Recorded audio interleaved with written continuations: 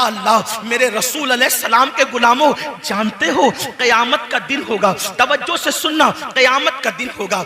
एक माँ अपने बेटे से कहेगी मुझे एक नेकी दे, बेटा कहेगा तू कौन है मैं नहीं जानता, और बेटा अपनी माँ से कहेगा अम्मी मुझे एक नेकी दे।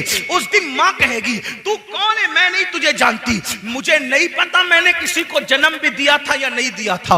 वो दिन ऐसा होगा, कुरान कहता है अल अखिल्लाउ यौमइज़िन बादुहुम लिबादिन अदू इल्लल मुत्तकीन, सारे तुम्हारे पक्के दोस्त तुम्हारे दुश्मन हो जाएंगे। कुरान उस दिन के बारे में कहता है कोई दोस्त किसी के काम नहीं आएगा, कोई बेटा किसी बाप के काम नहीं आएगा, कोई बाप किसी बेटे के काम नहीं आएगा। अल्लाह अकबर, जहां रिश्ते खून के टूट जाएंगे, रिश्ते झूठे साबित होंगे, कोई किसी को नेकी देने के लिए तैयार नहीं, बेटा बाप को नहीं, बाप बेटे को नहीं, भाई भाई को नहीं, बहन भाई को नहीं, कोई किसी का नहीं होगा।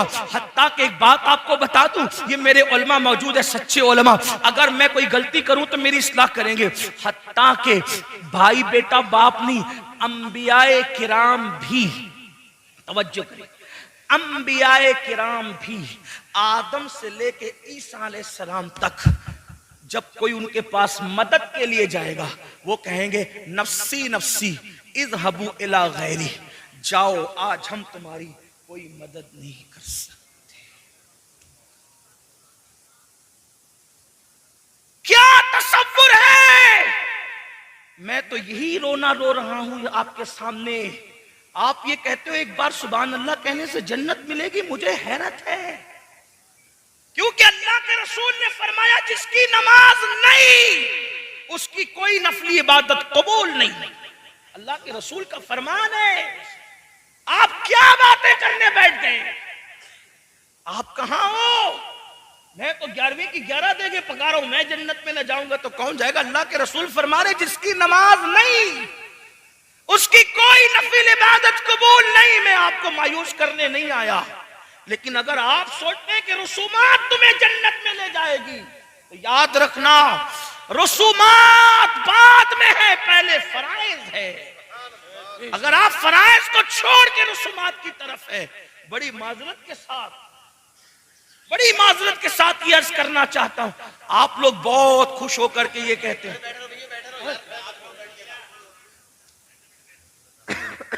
आप लोग बहुत खुश होकर ये कहते हैं, तवज्जो आपकी मेरी तरफ है, हुजूर के फरमान की तरफ है, तवज्जो करें। आप लोग खुश होकर ये कहते हैं अरे मैंने तो इतने बड़े मौलाना का दामन पकड़ा, मैंने तो ये मौलाना साहब का दामन, ये मुझे जन्नत में ले जाएंगे। आप देख रहे हैं हदीस है ये, जो मैं मुस्लिम शरीफ से इसको पढ़ रहा हूं आपके साथ, मुस्लिम शरीफ में है, कंजुल माल में है, मजमऊ ज़वाइद में है। क्या अंबियाए किराम भी क्या कहेंगे, हजरत आदम के पास लोग, मशहूर हदीस है, बारे शरीयत में भी इसको हुजूर सदरुश शरिया ने लिखा, इमाम अहले सुन्नत ने उसको फतावा रज़विया शरीफ में, इतनी मशहूर हदीस है कि इसको तकरीबन सब मकातिब फिक्र के लोगों ने लिखा। लेकिन आप जरा ध्यान तो दें, तवज्जो तो करें, अगर अपनी आखिरत से प्यार है तो तवज्जो करें। सब मिलजुल कर हजरत आदम अलैहिस्सलाम के पास जा कहेंगे आप हमारे अब्बा जी है, आप सब नबियों के बाप है, वलियों के बाप है, सारे सहाबा आपकी औलाद में, सारे अंबिया आपकी औलाद में, ये जो बातें लोग कर सकते करेंगे। हदीस में इतनी तफसील नहीं है, लेकिन आप उसको जितना वाज़े कर सकते हैं वाज़े करके देख ले कि वो है बाप सबके। हजरत आदम अलैहिस्सलाम अंबिया से लेके इमाम महदी तक सबके बाप है, क़यामत के आखिरी इंसान तक के बाप है, कोई इंसान उनकी औलाद से खारिज नहीं है। लोग कहेंगे आप हमारे अब्बा जी हैं, आप चल के हमारी शफात करें, अल्लाह की बारगाह में अर्जी करें, अल्लाह हमें बख्श दे। हजरत आदम अलैहिस्सलाम कहेंगे आज इतना गजब फरमा रहा है, इतने जलाल में है, इससे पहले इतने जलाल का इजहार कभी नहीं किया, मैं नहीं जाता उसके दरबार में, मुझे आज अपनी पढ़िए। कहेंगे हदीस के अल्फाज है नफ्सी नफ्सी इज़हबू इला गैरी, मुझे आज अपनी जान की है, तुम किसी और के पास जाओ। हदीस तवील है, मैं पूरी हदीस नहीं बयान करता, लेकिन इतना जरूर कहता हूं हर नबी यही कहेंगे, हर नबी की जबान पे यही होगा नफ्सी नफ्सी इज़हबू इला गैरी। हत्ता कि लोग ईसा अलैहिस्सलाम के पास आएंगे और ईसा अलैहिस्सलाम भी कहेंगे नफ्सी नफ्सी इज़हबू इला गैरी, जाओ किसी और के पास। आज मैं तुम्हारी कोई मदद नहीं कर सकता। उसको मेरे इमाम यूं बयान करते हैं, सबने सफे महशर में ललकार दिया हमको, सबने सफे महशर में ललकार दिया हमको, ऐ बेकसों के आका, ऐ बेकसों के आका, ऐ बेकसों के आका, अब तेरी दुहाई है। अल्लाह अकबर। सारे अंबिया भी ये कह देंगे, जाओ किसी और के पास, जाओ किसी और के पास। उस वक्त तो एक ही दरवाजा होगा। अब ध्यान से सुनना मुसलमानों, मेरी कौम के जवानों, अजाने सुनकर गाने सुनने वालों, कानों में ईयरफोन लगाकर अजान के वक्त गाने सुनने वालों, फिल्में देखने वालों, क्रिकेट देखने वालों, ड्रामों में मुब्तला होने वालों, अजान हो रही है फिर भी किसी औरत पर पाप की नजर डाल करके हीरो की नकल करने वालों, दिल के कानों से सुन लो, जब सब नबी ज़बू इला गैरी कहेंगे, सब नबी नफ्सी नफ्सी कहेंगे, तो मरकजों का, अकीदतों का मरकज, निजात का मरकज, अल्लाह अकबर, मैदान महशर के सब लोगों के लिए मरकज निजात कौन सी जात होगी? एक ही जात होगी, आमिना का लाल, अब्दुल्ला का लखते जिगर, मेरे और आपके आका मुस्तफा जाने रहमत, शफीउल मुज़निबीन, तहा वो यासीन, अनीस बेकसा, चारा साजे दर्दमंदा, एक ही जात है मोहम्मदुर रसूलुल्लाह की, जो गुलामों को ये नहीं कहेंगे नफ्सी नफ्सी, ये नहीं कहेंगे ज़बू इला गैरी, बल्कि यूं कहेंगे अना लहा, अना लहा, अना लहा। आओ आज मैं इसी काम के लिए हूं, आओ आज मैं इसी काम के लिए हूं। अब मेरे आका कहेंगे मैं इसी काम के लिए हूं। लेकिन दूसरी हदीस अब सुनो, आका फरमाते हैं, जिसने जानबूझ के नमाज छोड़ी, कयामत के दिन उसके साथ मेरा कोई वादा नहीं है। अल्लाह न करे, करोड़ बार न करे, अल्लाह किसी दुश्मन को भी वो दिन न दिखाए कि जन्नत लेने के लिए हुजूर के पास गया और आका ने फरमाया, क्या तुझे मेरा फरमान याद न था कि मैंने कहा था जो नमाज नहीं पढ़ता उसके साथ मेरा कोई वादा नहीं, चल जाए यहां से, आज तेरे साथ मेरा कोई वादा नहीं। बताओ, उनके करम से तो ऐसा नहीं लगता, लेकिन मेरे आका ने फरमाया कि मैं उससे बेजार हूं, मैं मोहम्मद उससे बेजार हूं, क़यामत के दिन उसके साथ मेरा कोई वादा नहीं। बल्कि मेरे आका अलैहिस्सलाम तो अपने सहाबा को कहते थे, क्या फरमाते थे सहाबा को? हजरत अबू हुरैरा से कहा, अबू हुरैरा बेनमाजी के करीब भी मत बैठा कर, क्योंकि आसमान से बेनमाजी पे लानत बरसती। बेनमाजी के साथ बैठने से भी मना किया गया। बल्कि एक हदीस पाक में आता है, दो लोगों पर बड़ा भयानक अजाब होगा क़यामत में। तवज्जो, कौन से दो लोग? जहन्नम की एक वादी ऐसी है कि उस वादी से जहन्नम एक दिन में 5 मर्तबा पनाह मांगता है।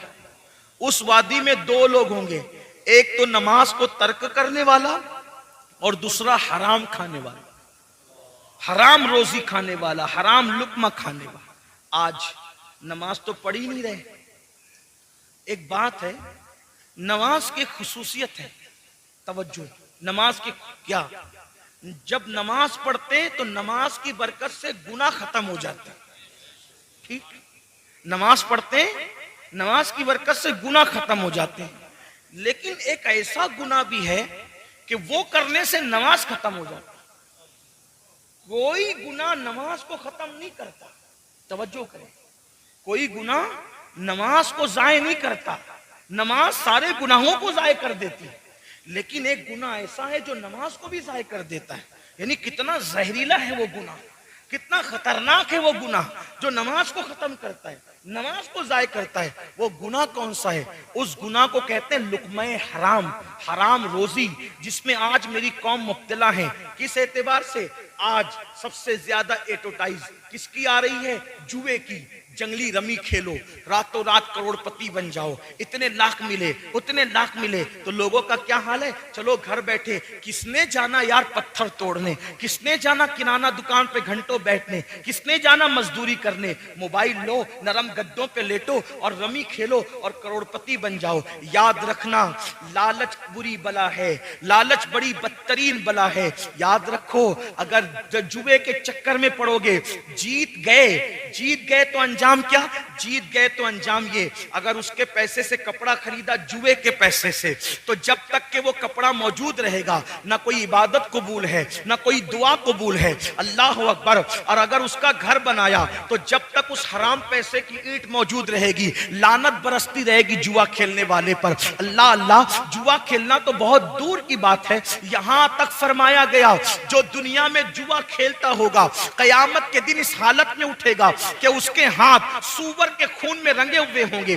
कयामत के दिन इस हालत में उठेगा कि उसके हाथ सूअर के खून में रंगे हुए होंगे। आप अंदाजा तो करें, क्या अल्लाह से डर नहीं लगता? क्या कयामत पर अल्लाह अकबर वो यकीन नहीं जिस यकीन का हुक्म दिया गया है? एक तो ये जुआ है, याद रखना, इजी मनी के चक्कर में, शॉर्ट टाइम करोड़पति बनने के चक्कर में अल्लाह अकबर अपनी पूंजी को बर्बाद मत करो। ये जुआ है जिसने बड़े बड़े ताजदारों को, ये जुआ है जिसने बड़े बड़े करोड़पतियों को, ये जुआ है जिसने बड़े बड़े मालदारों को जमीन पर और रोड पे लाके खड़ा किया है। याद रखना, जुए की तरफ ना जाओ, वरना जो पूंजी पड़ी है वो भी जाय हो जाएगी, वो भी बर्बाद हो जाएगी। लालच बुरी बला है। और अल्लाह अकबर, एक तो जुआ है और जुए की मुख्तलिफ शक्लें हैं, कोई लॉटरी खेल रहा है, कोई कुछ कर रहा है, लेकिन हराम कारोबार की सबसे बदतरीन शक्ल जो है, जो नमाज पर बहुत असरअंदाज होती है, वो है सूद, वो है इंटरेस्ट, वो है ब्याज। अल्लाह अकबर, आज उम्मत मुस्लिमा के अंदर ब्याज बहुत बढ़ता जा रहा है, सूद बहुत बढ़ता जा रहा है। बड़ी माजरत के साथ अगर ये जुमले बर्दाश्त हो सके तो अमरोहा वालों बर्दाश्त करना। हम तो देख रहे हैं कि लोग बड़ी बड़ी दाढ़ियां रख के हर साल रमजान शरीफ में उम्रा को जाके, हर साल हज करके, सफेद कपड़े पहन के हाजी नमाजी कहलाकर चोरी चुपके सूद के धंधे करते हैं। 10 लेके जाओ इतना ला के दो, 10,000 लेके जाओ इतना ला के दो, 20,000 लेके जाओ इतना ला के दो। याद रखना, ये सूद क्या है? अल्लाह के रसूल हम सब के आका और मौला मुस्तफा करीम रऊफुर रहीम सल्लल्लाहु अलैहि वसल्लम फरमाते हैं, जिसने सूद का एक लुकमा खाया, एक लुकमा, अल्लाह के रसूल फरमा रहे, जिसने सूद का एक लुकमा खाया गोया उसने अपनी मां के साथ 36 मर्तबा जिना किया। मां के साथ 36 बार जिना करने वाला और सूद का एक लुकमा खाने वाला अजाब में दोनों बराबर बराबर है। कितना गिर गया मुसलमान, लोग कितने गिर गए। अरे नादान, दौलत तो नाच कर भी लोग कमा लेते हैं, दौलत तो नचनिए भी कमा लेते हैं, दौलत तो लोग बंदर नचा के भी कमा लेते हैं, दौलत तो अल्लाह अकबर हाथ का मैल है, दौलत तो ठोकर मार के भी मिल जाती है। दौलत के नशे में इतने चूर हो गए कि अपने नबी का फरमान भूल गए। अल्लाह के रसूल का फरमान कितना सख्त है, और एक दो किताबों में नहीं, अक्सर किताबें आप सूद का बाब उठा के देख ले, हर मुसन्निफ ने हदीस लाई है। क्या? 36 मर्तबा मां के साथ जिना करना और एक लुकमा सूद का खाना, एक दिरहम खाना, दोनों गुनाह में बराबर बराबर है। इसी पे बस नहीं, बल्कि अल्लाह के रसूल सल्लल्लाहु अलैहि वसल्लम इरशाद फरमाते हैं कि क़यामत के दिन सब अल्लाह की बारगाह में खड़े होंगे, सब क़यामत के दिन अल्लाह की बारगाह में खड़े होंगे, लेकिन जो दुनिया में सूद खाते होंगे उनको खड़े होने की ताकत नहीं होगी, वो जमीन पे गिर गिर जाएंगे। और कयामत के दिन उनकी हालत ऐसे होगी, कैसी हालत होगी बताऊं? आका अलैहिस्सलाम फरमाते हैं, जैसे मजनून होता है पागल, या जिस पर आसेबी असर होता है, जिसको आसेब छू लेता है, यानी कैसे वो दिखता है, बिल्कुल मरियल सा, पागल सा, बिखरे हुए बाल, डरावना सा चेहरा। आका अलैहिस्सलाम फरमाते हैं सूद खाने वालों का यही हाल हो। मेरे आका गैबदा नबी सल्लल्लाहु अलैहि वसल्लम फरमाते हैं, मेराज की शब जब मैंने जहन्नम का मुशाहिदा किया, आका अलैहिस्सलाम फरमाते हैं जब मैंने जहन्नम का मुशाहिदा किया तो मैंने देखा मेरे सर के ऊपर बिजली की आवाज आई, बिजली के कड़क की आवाज, बिजली कड़कने की आवाज आई। मैंने ऊपर देखा तो मुझे एक मंजर बताया गया। मंजर ये था, आका फरमाते हैं सल्लल्लाहु अलैहि वसल्लम के कुछ लोग थे जिनके पेट कमरों की तरह थे, रूम की तरह, जैसे कमरे होते हैं रूम, उनकी तरह पेट थे। अगर दुनिया में किसी का पेट बढ़ जाए, उठने बैठने को इंसान मोहताज हो जाता है ना, और लेकिन कमरों जैसा पेट, ये कौन कह रहा है? अगर मौलवी साहब कहते तो आपको कह यार मौलाना जबरदस्ती डरा रहे हैं, है ना, जबरदस्ती डरा। अगर कोई सियासी लीडर कहता है तो कहता है यार अपना इलेक्शन ठीक करने के लिए कुछ भी कह रहा है, लेकिन ये ना सियासी लीडर की बात ना मौलवी साहब की बात, ये बात है उस नबी की जो अपनी मर्जी से कभी बोलते तक नहीं। कुरान कहता है वमा यंतिकु अनिल हवा इन हुआ इल्ला वह्यु यूहा, कि ये अपनी मर्जी से कभी कलाम नहीं करते, हमेशा जबान इनकी होती है, कलाम खुदावंद कुद्दूस का होता है। हुजूर ने अपनी मर्जी से कभी गुफ्तगू नहीं की। मेरे आका अल्लाह रब्बुल इज्जत की मर्जी के पाबंद है और अल्लाह रब्बुल इज्जत जो फरमाते हैं वही गुफ्तगू करते हैं। अल्लाह अकबर। खुदा उनकी रजा चाहता है, वो खुदा की रजा चाहते हैं। अल्लाह अकबर। तो वो रसूल, सच्चे रसूल फरमाते हैं काश ये दुनिया की रंगरेलिये से बाज आ जाते, ये दुनिया के माल की मोहब्बत से बाज आ जाते। मेरे भाई, अल्लाह ने किस्मत में जितना लिखा है वो दौलत हमें मिल के रहेगी। हराम की तरफ क्यों जाते हो? हराम से तौबा करो। मेरे आका इरशाद फरमाते हैं मैंने देखा रूम की तरह, कमरों की तरह बड़े बड़े पेट है और उसके अंदर बिच्छू है, बिच्छू डंक मार रहे हैं और जहन्नम की आग है उसके अंदर, पेट के अंदर। अल्लाह अल्लाह। अगर कभी 4-6 कप चाय पी लो और पेट में जलन होने लगे तो कैसा लगता है आप जानते हैं? कभी मिर्च ज्यादा खा लो, पेट में जलन हो तो क्या होता है? मैं हैरान हूं, आप गौर फरमाएं, चाय 4-5 कप पीने की वजह से या मिर्च खाने से पेट में जलन हो तो बर्दाश्त नहीं होती। अल्लाह अकबर। जब पेट में जहन्नम के बिच्छू डाले जाएंगे और जब पेट कमरों की तरह होगा और पेट के अंदर जहन्नम की आग भड़क रही होगी, आका फरमाते हैं मैंने पूछा जिब्रील ये कौन लोग हैं जिनके पेट इस तरह से है? तो जिब्रील अमीन ने अर्ज़ की या रसूल अल्लाह सल्लल्लाहु अलैहि वसल्लम, ये सूद खाने वाले लोग हैं, ये सूद का धंधा करने वाले लोग हैं। अल्लाह अकबर।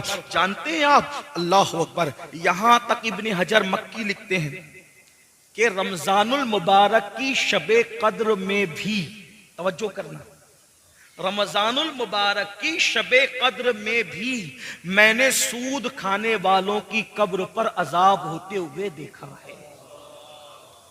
यानी शबे कद्र में, शबे कद्र में जिनकी कब्रों से अजाब नहीं उठाया जाता वो सूद खाने वाले। उठा के देखो इब्ने हजर को पढ़ो, अपने आप पे रहम करो।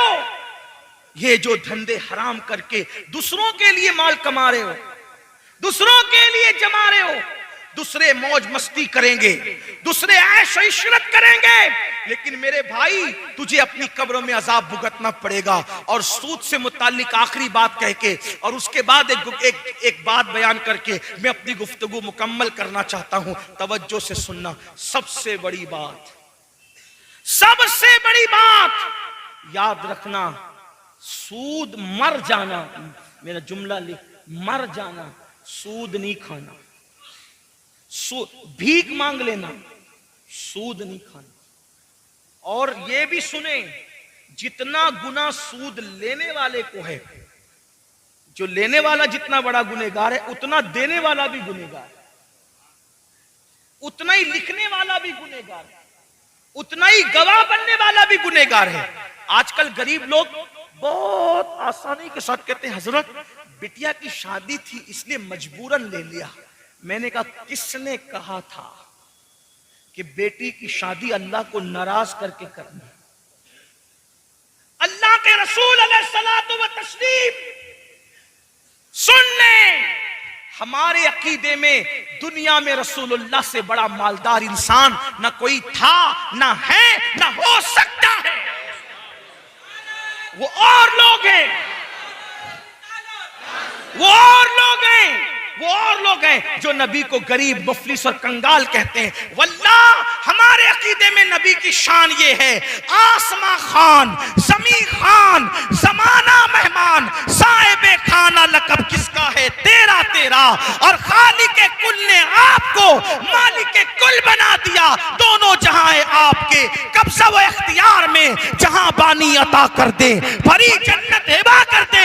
नबी मुख्तार कुल है, जिसको जो चाहे अता कर दे, जहां में उनकी चलती है वो दम में क्या से क्या कर दे, जमी को आसमां कर दे, सूरजा को सरा कर दे, हवा में उड़ने वाले यूं न इतराए निदा कर दे, वो जब चाहे जिसे चाहे उसे फरमा रवा कर दे।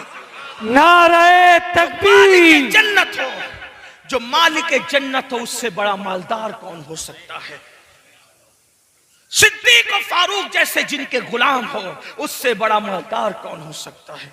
जिब्रील जिसका खादिम हो, उससे बड़ा मालदार कौन हो सकता है? लाओ ना कोई ऐसा खादिम और लाओ कोई ऐसा मखदूम। जब खादिम की ये शान है कि वो सिदरतुल मुंतहा पे रहते हैं, बल्कि मेरे इमाम तो कहते हैं कि वो खादिम भी है और दरबान भी है। कहते तेरे दर का दरबान है जिब्रील आजम। मेरे इमाम कहते हैं हमारे नबी की शान देखो, तेरे दर का दरबान है जिब्रील आजम, तेरा मदह खाह रसूलो वली है बेताब जिसके लिए अर्श आजम, वो उस राह रवे लामका की गली है। तमन्ना है फरमाए ये रोजे महशर, ये तेरी रिहाई की चिट्ठी मिली है, और शफात करे हश्र में जो रजा की, सिवा तेरे किसको ये कुदरत मिली है। हुजूर से बड़ा कोई मालदार नहीं। क्यों? इसलिए कि इमाम कहते हैं मैं तो मालिक ही कहूंगा, मालिक ही कहूंगा। ये ही में जो लज्जत है आशिकों को मिलती है, मैं मालिक ही कहूंगा। क्यों? दलील के साथ कहूंगा कि हो मालिक के हबीब। मैं तो मालिक ही कहूंगा कि हो मालिक के हबीब, यानी महबूब व मुहिब में नहीं मेरा तेरा। कुछ लोगों का ख्याल यह कि हम लोग नबी को शरीक मानते हैं। मैंने कहा उस पर लानत है जो शरीक मानता हो, क्योंकि नबी को शरीक खुदा मानने में कोई फजीलत ही नहीं रहती। तवज्जो है आपकी? हाँ यही बात है। नहीं समझ में आती बात? शरीक मानने में नबी की कोई फजीलत नहीं रहती। हम शरीक नहीं मानते क्योंकि हम फजीलत के मुनकिर नहीं हैं, हम हबीब मानते हैं। हबीब मानते। दोनों में फर्क क्या है शरीक और हबीब में? शरीक कहते हैं पार्टनर को, शरीक कहते हैं पार्टनर को, और हबीब कहते हैं डियर को। दोनों में क्या फर्क है? पार्टनर, शरीक, पार्टनर। पार्टनर से जब बात होती है तो एक एक पैसे का हिसाब होता है। सही है? ये पैसा कहां खर्चा किया? कहा वो चाय पिलाया, किसको पिलाया? और कभी कभी पार्टनरशिप टूट जाती है। पार्टनरशिप टूटती है, महबूबियत कभी खत्म नहीं होती। पार्टनरशिप में हिसाब किताब होता है।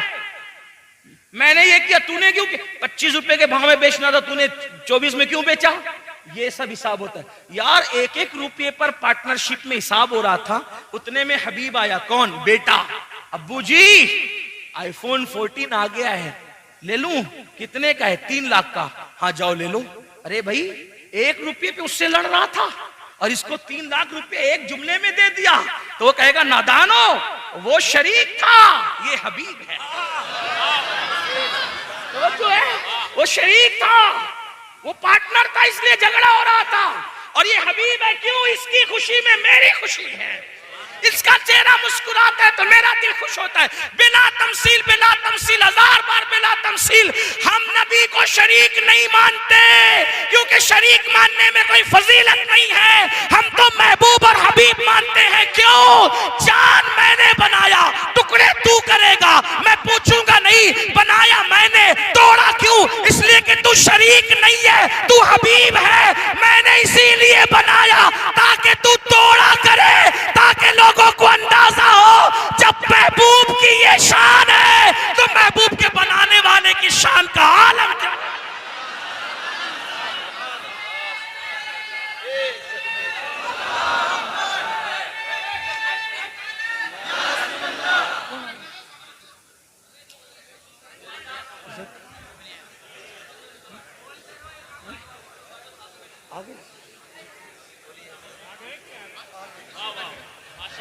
नारा लगाऊं क्या? नारे तकबीर, नारे रिसालत, मसलके आला हजरत सैयद साहब किबला, शाकिर रजा नूरी साहब किबला।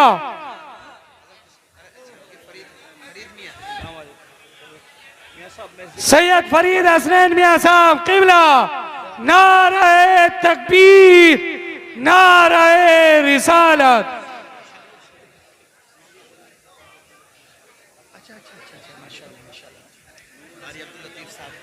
अच्छा हाँ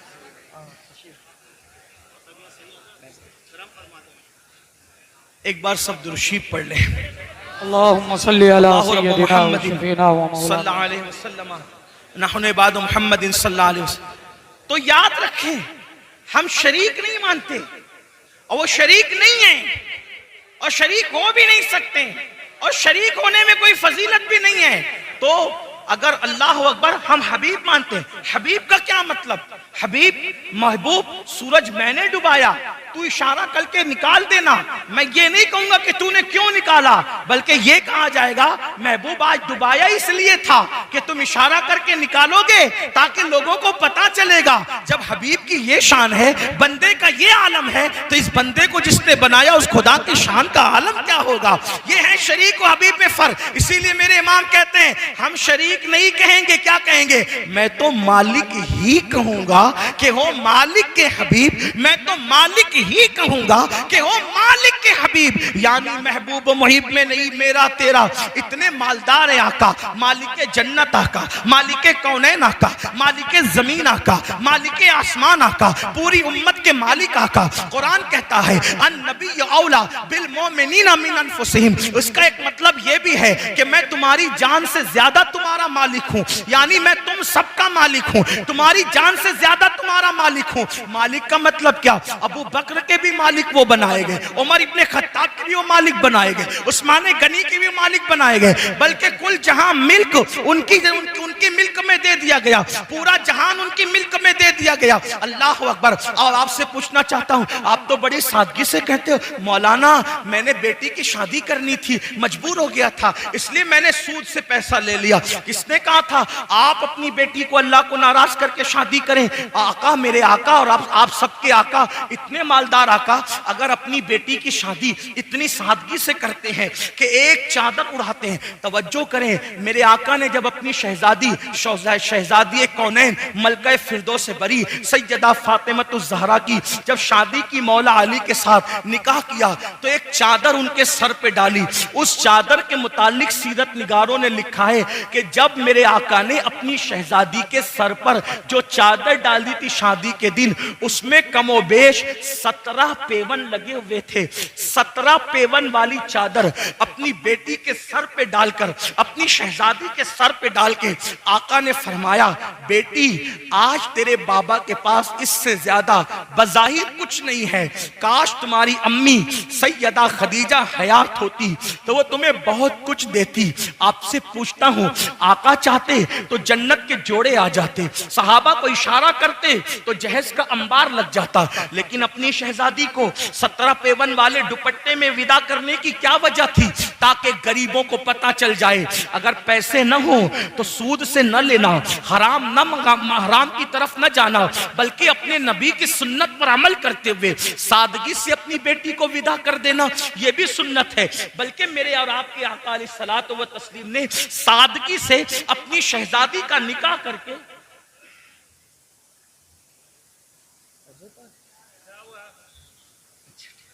इस्तिकबाल कर, हज़रत का हज़रत तशरीफ लाए तो इस्तिकबाल कर। नारे तकबीर, नारे रिसालत, नारे रिसालत।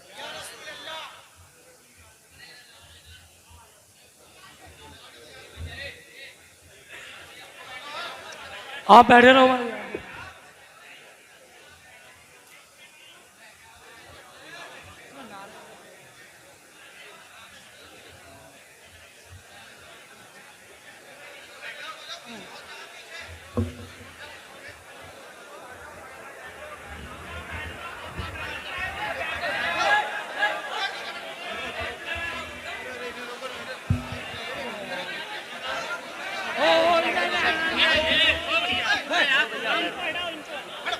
यार कैसे यार इंसान है यार, मानते ही नहीं है यार।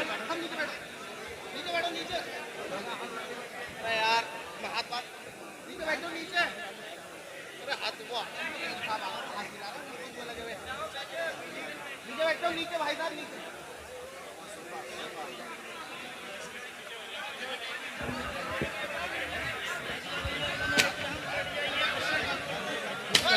हज़रात बैठ जाइए, बहुत जल्द बैठ जाइए। बड़े अदब व एहतराम के साथ बैठें, तशरीफ रखें, अपनी मातों की निगाहों से सैयद साहब का दीदार करते रहें। आप बैठ जाएं, एक मरतबा दुरूद शरीफ पढ़ लें। सब लोग बुलंद आवाज से दुरूद शरीफ पढ़ लें। अल्लाहुम्मा सल्ली अला सय्यदिना व मौलाना मुहम्मदिन मादिनिल जूदी वल करम व आलिहि व सहबिही व बारिक व सल्लिम सलातम व सलामन अलैका या जद्दल हसन वल हुसैन। अब आपके सामने वो अजीम हस्ती तशरीफ ला चुकी है जिनका जिक्र मैंने तकरीर के शुरू में किया था कि हज़रत किबला हमारे अमीर हमारे कायद तशरीफ़ लाएंगे तो मेरी गुफ्तगू उसी वक्त मुकम्मल होगी। मेरी गुफ्तगू मुकम्मल हो गई है। 2 जुमले सिर्फ अर्ज करके मैं अपनी बात मुकम्मल कर रहा हूँ। आप हज़रात बैठ जाएं, एक बार फिर दुरूद शरीफ पढ़ लें। अल्लाह रब्ब मुहम्मदिन सल्लल्लाहु अलैहि वसल्लम नहनु इबाद मुहम्मदिन सल्लल्लाहु अलैहि वसल्लम सलातम व सलामन अलैका या जद्दल हसन वल हुसैन। तो अर्ज इतना कर रहा था कि कितनी मजबूरी आ जाए, कभी सूद की तरफ मत जाना, कभी ब्याज की तरफ मत जाना। अल्लाह के रसूल अलैहि सलाम फरमाते हैं, लेने वाला, देने वाला, गवाह बनने वाला, लिखने वाला, सबका एक ही गुनाह है, सब एक ही हुक्म में है। और आखिरी बात, 2 जुमले अल्लाह के हबीब अलैहिस्सलातु व तस्लीम ने फरमाया, जो सूद लेते देते हैं उनके साथ अल्लाह ने ऐलान जंग किया है। अल्लाह जंग का ऐलान करता है। आपसे पूछना चाहता हूं, क्या हम किसी दुनिया के लीडर से जंग करें तो क्या जीत सकते हैं? मोहल्ले के कारपोरेटर से झगड़ा करें तो क्या जीत सकते हैं? मुझे बताओ, जब दुनिया के मामूली इंसान से हम जीत नहीं सकते तो सूद का धंधा करने वाले और सूद को प्रमोट करने वाले और सूद को फरोग देने वाले, उनसे अल्लाह ऐलान जंग कर रहा है। और कुरान में मेरे अल्लाह ने फरमाया, हम सूद को बर्बाद करेंगे, सूद को हलाक करेंगे, सूद को तबाह करेंगे और तिजारत को बढ़ाएंगे, तिजारत में बरकत अता करेंगे। तो याद रखो, जिसके साथ मेरा अल्लाह जंग का ऐलान करे उसमें ना कभी बरकत हो सकती है, ना कभी तरक्की हो सकती है, ना कभी कामयाबी हो सकती है। इसलिए आज ही सूद से तौबा कर लो। जो बंदे आज तक इसमें मुब्तला रहे, सच्चे दिल से तौबा कर लो। इसलिए कि जब कोई बंदा तौबा करता है तो अल्लाह रब्बुल इज्जत तौबा करने वालों की तौबा को कबूल करता है। गुनाह से तौबा करने वाला ऐसा है जैसे उसने गुनाह किया ही नहीं। मैं अपनी गुफ्तगू को इन्हीं जुमलों के साथ, अगर मेरी गुफ्तगू के दरमियान कोई गलती हो गई तो अल्लाह ताला मुआफ फरमाए। अस्तगफिरुल्लाह रब्बी मिन कुल्ली ज़ंबि व अतूबु इलैहि। और मैं गुजारिश करता हूं, अब बहुत संजीदगी का माहौल बनाएं, इसलिए कि हमारी जी आपसे मेरी गुजारिश है, संजीदगी का माहौल बनाएं। इतनी बड़ी हस्ती आज हमारे स्टेज पर मौजूद है कि ये सिर्फ आलिम नहीं बल्कि आलिम गर हस्ती है। सैकड़ों आलिम इनकी सरपरस्ती में बने और हजारों दाइयान दीन इनकी तरबियत से तैयार हुए। ऐसे लोग जो टोपी पहनने में शर्माते थे, आज वो अमामा पहनते हैं, माशाल्लाह दीन की दावत देते हैं। ऐसी हस्ती आज हमारी महफिल में मौजूद है। आप हजरात अगर ऐसे ही शोर मचाते रहे, मोबाइल चलाते रहे, मैं आपसे भी और बड़े अदब के साथ हमारे जो मिंबर पर स्टेज पर जो हजरात हैं उनसे भी गुजारिश करता हूं कि बहुत मुअद्दिबाना आपका शौक है, आपकी मोहब्बत है, हम मोहब्बतों की कद्र करते हैं, लेकिन हजरत की गुफ्तगू बहुत संजीदा होती है और बहुत फिक्र अंगेज होती है। आप याद रखें, पढ़े लिखे लोग, जो बहुत ज्यादा पढ़े लिखे लोग हजरत की गुफ्तगू को सुनते हैं, एक एक जुमला बड़े बड़े मुफक्किरीन की ज़बानी सुना गया कि एक एक जुमले पर एक एक किताब लिखी जा सकती है। ऐसे कीमती जवाहिर पारे अगर आप संजीदगी का माहौल बनाएंगे आप सुन सकेंगे। और इंशाअल्लाह जब बयान हो जाएगा तो बयान के बाद हजरत मुरीद भी करेंगे, जो मुरीद होना चाहते हैं वो मुरीद भी हो सकेंगे। तो मैं नाज़िम साहब से माजरत करते हुए, चूँकि हजरत की फ़्लाइट जो है वो हजरत को पहुँचना है वक्त पर दिल्ली, तो मेरी गुजारिश आपसे होगी कि पहले हजरत का खिताब आप सुन लें और खिताब के बाद इंशाअल्लाह फिर दस्तारबंदी हो जाए और दस्तार का प्रोग्राम बहुत सुकून से हो जाए इंशाअल्लाह ताला। और फिर एक बार आपसे गुजारिश, बहुत अच्छे लोग हैं इस इलाके के, बहुत मोहब्बती लोग हैं, अगर बैठ जाएं तो महफिल कितनी अच्छी लगेगी, है ना। असल में क्लासरूम में आप नहीं बोले, कोई ना बोले भाई, कोई यहाँ से बोला जा रहा है, यहाँ से बोले ना। देखिए क्लासरूम में जब कोई बच्चा खड़ा होता है तो दूर से गुजरने वाले को ऐसा लगता है कि जैसे उसको सजा दी जा रही। खड़ा सजा रख कर देने के लिए किया जाता है। ये रसूल पाक की महफिल है, यहाँ सजा नहीं है, यहाँ तो मजा ही मजा है। और इंशाल्लाह यहाँ भी मजे और वहां भी मजे होंगे इंशाल्लाह। मैं उनके दर का भिखारी हूँ, फजले मौला से हसन फकीर का जन्नत में बिस्तरा होगा इंशाल्लाह। तो बैठ जाएं मेरे भाई, बहुत अच्छे हो, अल्लाह पाक आपको सलामत रखे, बैठो, बहुत अच्छा, अल्लाह पाक जज़ाए खैर। बैठ जाएं। एक बार सब जरा बुलंद आवाज से अगर सुनना चाहते तो दुरूद शरीफ पढ़े बुलंद आवाज से। अल्लाहु रब्ब मुहम्मदिन सल्लल्लाहु अलैहि वसल्लम नहनु इबाद मुहम्मदिन सल्लल्लाहु अलैहि वसल्लम सलातु व सलाम अलैका या जद्दल हसन वल हुसैन। तो आइए इस खूबसूरत माहौल में हम हजरत को जो है वो बड़े अदब के साथ अर्ज करते हैं कि हजरत तशरीफ लाएं और अपने खिताब से हम सबको मुस्तफीज और मुस्तनीर फरमाएं। 4 मिसरे दुआया कलिमात सुन लें और उसके बाद हजरत तशरीफ लाते हैं। तू मेरे अहद की तस्वीर है मेरे कायद, तू मेरे अहद की तस्वीर है मेरे कायद, उफक उफक पे लिखी है हिकायतें तेरी, गुबारे शहर पैगंबर के सर पे चादर है, फलक को छूने लगी है ये अजमतें तेरी। ऐसी खूबसूरत महफिलें बहुत मेहनत के बाद सजती है। कारी यामीन साहब और उनके रफ़क़ा ने, दारुल उस्मानिया फैज़ान रज़ा के लोगों ने बड़ी मेहनत की, काविश की। जब ऐसी महफिल सजी, अब आप उसमें जो है वो थोड़ा सा शोर करते हैं तो पूरी महफिल का मज़ा किरकिरा हो जाता है। याद रखिए हम लोग तो इंसान हैं और बहुत छोटे इंसान, बल्कि अपनी बात करूं तो हम बहुत गिरे पड़े लोग हैं। हजर अस्वद जैसी मुकद्दस चीज को चूमने के लिए भी इस्लाम कहता है कि किसी को अजियत नहीं पहुंचना चाहिए। अगर अजियत पहुंचने का अंदेशा है तो इस्तिलाम करके आगे बढ़ जाओ, वो भी सुन्नत है और उसी में उतना ही सवाब है। तो जब जन्नती हजर, जिसका यकीनी जन्नती होना साबित है, जिसको हुजूर ने चूमा है, जब उसको चूमने के लिए किसी को धक्का नहीं दे सकते तो फिर हम लोग हैं। अभी तो हमारे ईमान पे खात्मे की भी कोई गारंटी नहीं है, हमारी कोई औकात और हैसियत ही नहीं। हम तो इतनी दुआएं करते हैं कि हमारा खात्मा बिल खैर होगा, तेरी रहमत अगर शामिल है या गोश्त, ये आस लगा कर बैठे। तो अगर हम लोगों के लिए आप एक दूसरे को धक्का देते हैं, बहुत अफसोस की बात है। आप अपने लिए भी दुआ करो, हमारे लिए भी दुआ करो कि अल्लाह हमारा भी खात्मा ईमान पे करे, आपका भी करे। लेकिन वो तो यकीनी जन्नती चीज़ है, इसलिए थोड़ा इसका ख्याल करें, महफिल के आदाब सीखें, अपने बड़ों को नाराज़ न करें, अपने बड़ों को तकलीफ न पहुँचाएं। अहले मिंबर पूरा खचाखच मिंबर अहले मिंबर से भरा हुआ है। हम उनकी बारगाह में भी खिराज पेश करते हैं, उनके मशकूर हैं। ये जो बैठे हुए हैं एक से एक शुमूस व अकमार है, ये एक से एक चांद और सूरज है अल्हम्दुलिल्लाह। ये इनमें भी बहुत बड़े बड़े खतीब और मुदर्रिस हैं, लेकिन ये लोग इसलिए नहीं आते कि वो हमारी बात सुने, बल्कि ये हमसे ज्यादा जानने वाले लोग हैं। ये हमारी हौसला अफजाई के लिए और दुआ देने के लिए आते हैं। हम इनके तहे दिल से मशकूर हैं माशाल्लाह कि ये अपना इतना कीमती वक्त निकाल के आते हैं। बहुत सारे फजर पढ़ाएंगे सुबह जाके, बहुत सारे तदरीस की मसनद पर बैठेंगे, फिर भी रात में देर वक्त इसलिए जगते हैं ताकि मसलक की कोई बात करने आया तो चलकर उसको दुआ दे दें। मैं इन सब उलमाए किराम मशाइख का मशकूर हूँ कि वो आज की महफिल में तशरीफ़ लाए, मोहब्बतों से नवाजा। लेकिन उलमा के अलावा जो लोग शामिल हो गए हैं मिंबर पर, आजकल मिंबर का तकद्दुस भी बड़ा पामाल हो रहा है। उलमा तो संजीदगी से बैठते हैं, लेकिन जो दूसरे उलमा के अलावा आ जाते हैं वो गड़बड़ करते हैं, उससे उलमा का वक़ार मजरू होता है। तो इसलिए मैं उन हजरात से गुजारिश करता हूँ कि जो वाकई आलिम नहीं है, उनसे गुजारिश है, दाढ़ी भी उनके चेहरों पे नहीं है, वो टोपियां भी नहीं पहनते, इधर उधर घूमते रहते हैं और आकर के मिंबर पे घुस के बैठते हैं, उलमा को पीछे ढकेल करके वो आगे बैठते हैं। ये बहुत बुरी बात है। हमें चाहिए कि ये मिंबर सिर्फ उलमा के लिए है, अइम्मा के लिए, इमामों के लिए है, तो ये उन्हीं के लिए मखसूस रखा जाए। हमारे दादा मुर्शिद हुजूर मुफ्ती आजम ने अपनी पूरी जिंदगी कभी किसी दाढ़ी मुंडाने वाले को मिंबर पे चढ़ने तक नहीं दिया, चढ़ गया तो उसको उतार दिया। आज हमारे मिंबर का मिजाज ही बदल गया है, इसलिए सब बदनजमी, उलमा बदनजमी नहीं करते, जो दूसरे आते हैं वो बदनजमी करते हैं, उससे उलमा का वकार मजरू होता है। तो मैं गुजारिश करूंगा जो उलमा के सिवा दूसरे लोग हैं वो संजीदगी से बैठे, आ गए तो हम उतारते नहीं, लेकिन संजीदगी से बैठे ताकि आपकी वजह से उलमा का वकार मजरू ना हो। आइए हज़रत का इस्तकबाल करें। नारे तकबीर।